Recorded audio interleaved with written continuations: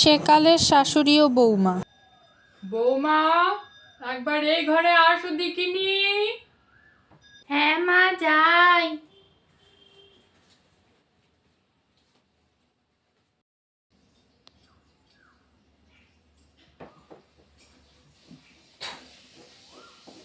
তা শোনো বাচ্চা, সব নিয়ম কানুন ননদের কাছ থেকে জেনে নিয়েছো তো?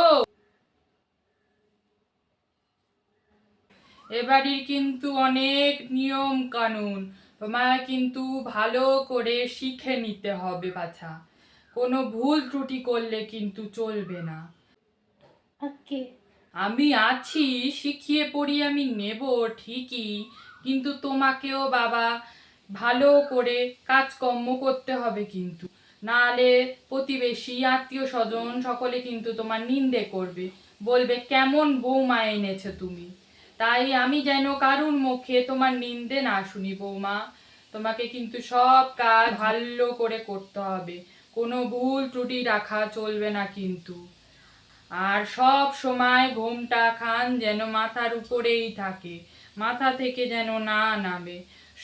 স্বামীর সামনে যেন ঘোমটা না নামে, দরকার পড়লে বেশি করে ঘোমটা দিয়ে রাখবে, ঘোমটা যেন না নামে, মনে থাকবে। আর আজকে তোমাকে দেখতে আসবে অনেকে, সবার জন্য আজকে কিন্তু তোমাকে চা করতে হবে, ভালো করে কিন্তু চা করো, কোনো যেন খামতি না থাকে বাবা। কেউ যেন না বলতে পারে এ তুমি কেমন বৌমা আনলে দিদি, এরকম চা বানায়, এরকম রান্না করে, একদম যেন না নিন্দে না শুনি, যেন সবাই তোমার প্রশংসা করে বাবা। এটা খেয়াল রেখো, ভালো করে চা করতে হবে কিন্তু।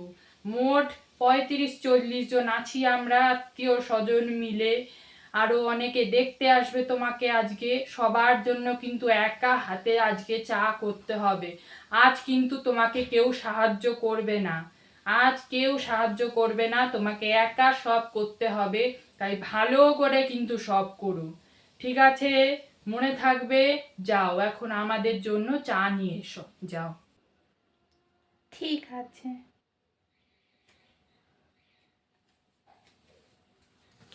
এই নিন মা আপনাদের চা। হ্যাঁ হ্যাঁ, আমি দিয়ে দিচ্ছি।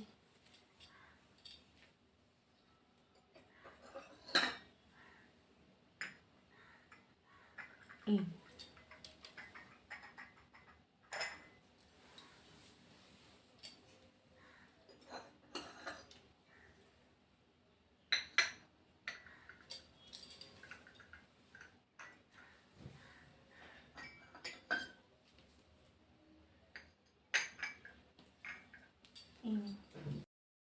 দাও বৌমা দাও, দেখি চা খান কেমন করলে তুমি।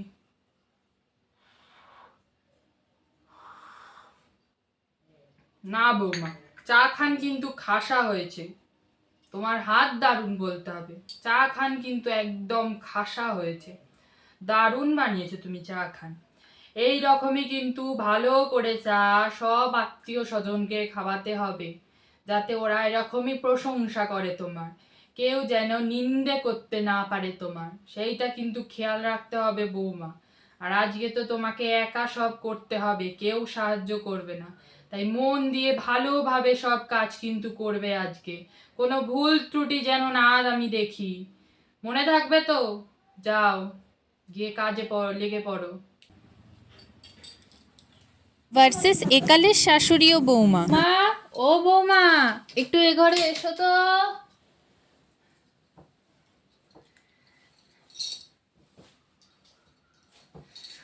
আরে শোনো, দুশোর বেশি বলতে হবে না, কারণ ও তো বাচ্চা মেয়ে, অত পারবে না। 200 জনও ওর কাছে অনেক হয়ে যাবে, 200-র বেশি লোক বলার দরকার নেই।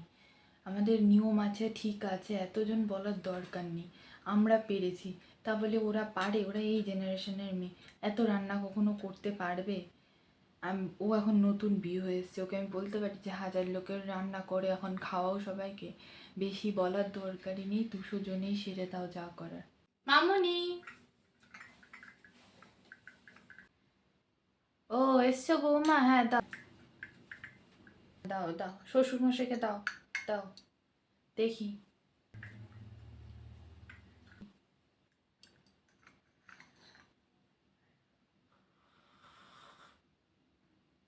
না বৌমা, চাটা কিন্তু ভালো হয়েছে।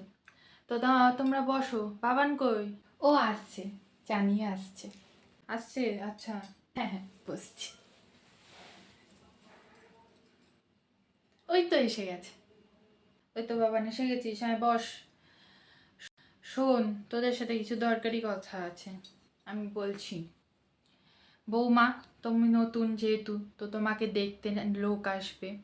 আমাদের শ্বশুর বাড়ি, এই বাড়ির নিয়ম হচ্ছে যে নতুন বউকে দেখার জন্য যত লোকই আসুক না কেন, সবাইকে তাদেরকে একা হাতে রান্না করে নতুন বউকে খাওয়াতে হয়।